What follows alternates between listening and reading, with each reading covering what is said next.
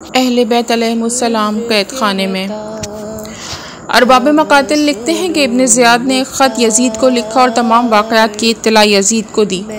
یزید نے جواب دیا کہ تمام سروں کو قیدیوں کے ساتھ شام بھیج دے۔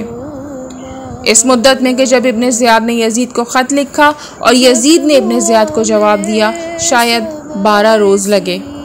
اس درمیان بی بی زینب اور سید سجاد نے زندان کوفہ میں زندگی بسر کی۔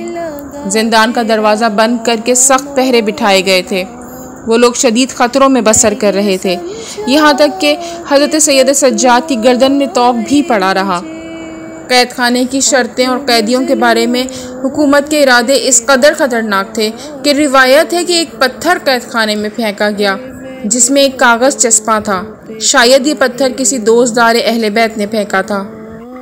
وہ چاہتا تھا کہ قیدیوں کو حکومت کے ارادوں کی اطلاع کر دے۔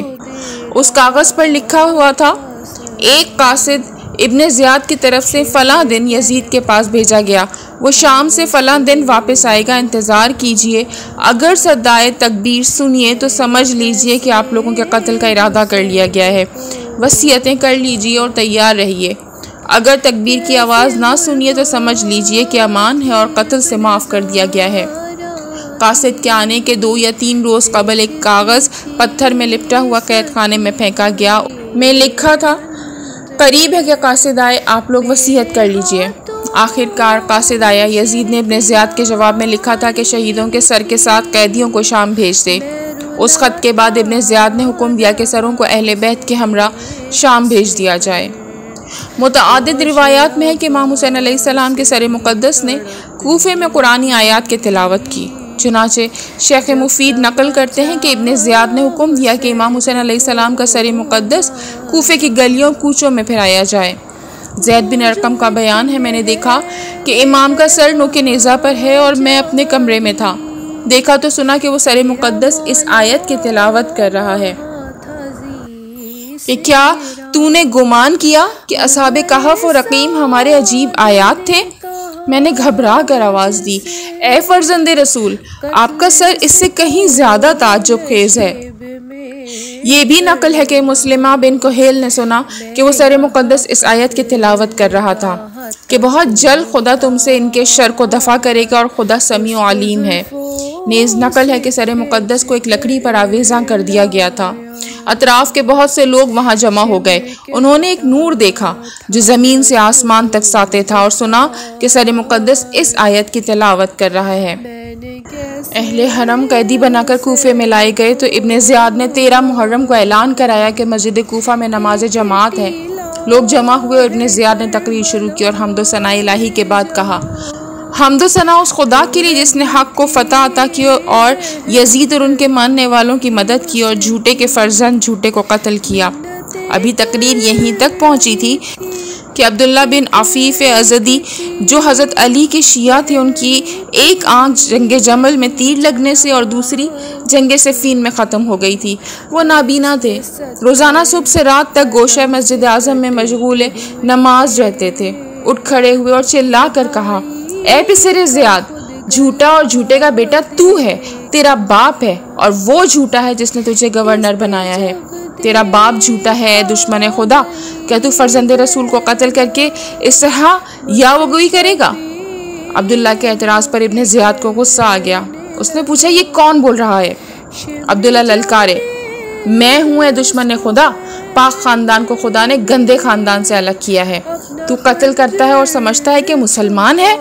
ہائے افسوس، کہاں ہیں مہاجرین و انصار تاکہ تیرے باغی امیر یزید سے جو رسول خدا کے زمانے سے ملعون ہے انتقام لیں۔ ابن زیاد کو اس قدر غصہ آیا کہ اس کی گردن کی رگیں سرخ ہو گئیں۔ اس نے کہا، اس شخص کو میرے پاس لاؤ۔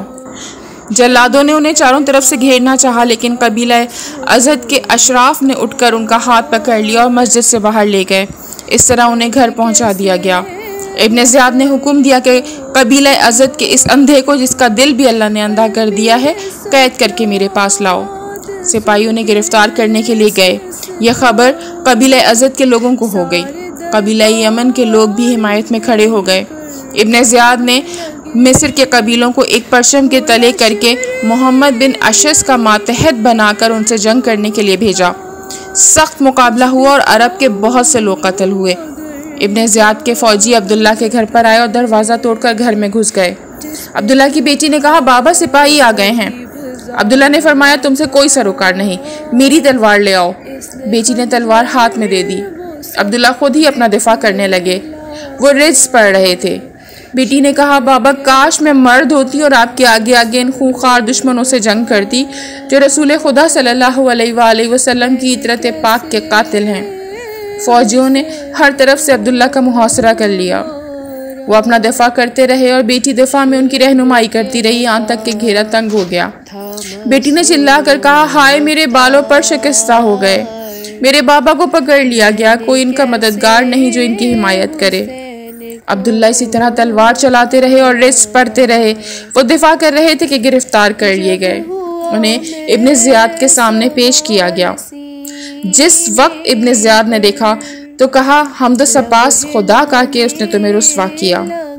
عبداللہ نے جواب دیا اے دشمن خدا مجھے کیسے رسوا کیا؟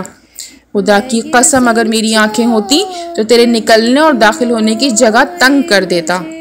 ابن زیاد نے پوچھا اے دشمن خدا عثمان کے بارے میں تمہارا کیا نظریہ ہے؟ عبداللہ نے جواب دیا اے قبیلہ علاج کے زر خرید، اے پسر مرجانہ، اسی طرح کچھ اور بھی گالیاں دیں۔ تجھے عثمان سے کیا سروکار؟ اچھا کیا یا برا کیا، اصلاح کی یا تباہی مچائی، خدا ہی اپنی مخلوقات پر حاکم ہے، وہی لوگوں اور عثمان کے درمیان فیصلہ کرے گا۔ لیکن تجھے تو اپنے باپ کے بارے میں، اپنے اور یزید کے بارے میں اور اس کے باپ کے بارے میں پوچھنا چاہیے۔ ابن زیاد نے کہا خدا کی قسم اب تجھ سے کوئی بات نہ پوچھوں گا جب تک تجھے موت کا پیالہ گھونٹ گھونٹ نہ پلا لوں۔ عبداللہ نے کہا تمام عالموں کے مالک خدا کا شکر ہے کہ میں نے تیری پیدائش سے قبل ہی خدا سے دعا کی تھی کہ مجھے شہادت سے سرفراز فرمائے، اور میں نے خدا سے دعا کی ہے کہ میری شہادت ایسے شخص کے ہاتھ سے ہو جو تیری نظر میں سب سے زیادہ ملعون ہو اور سب سے زیادہ جس پر خدا غضبناک ہو۔ جب میں نابینا ہو گیا تھا تو مایوس تھا کہ اب شہادت سے سرفراز نہ ہو سکوں گا، اب خدا کا شکر اس کی حمد و ستائش بجا لاتا ہوں کہ میں اپنی آرزو سے ہمکنار ہو رہا ہوں۔ ابن زیاد نے جلادوں سے کہا اس کی گردن مار دو۔ عبداللہ کو قتل کر دیا گیا اور لاش کو کوفے کے کناسے میں دار پر چڑھا دیا گیا۔ دوسری روایت میں ہے کہ احاطۂ مسجد میں دار پر چڑھایا گیا۔ صلوات ہو تمام فرشتوں اور خاصان خدا کے اس غیرت مند جوان مرد علوی سپاہی پر جس کا دل روشن اور پاک تھا۔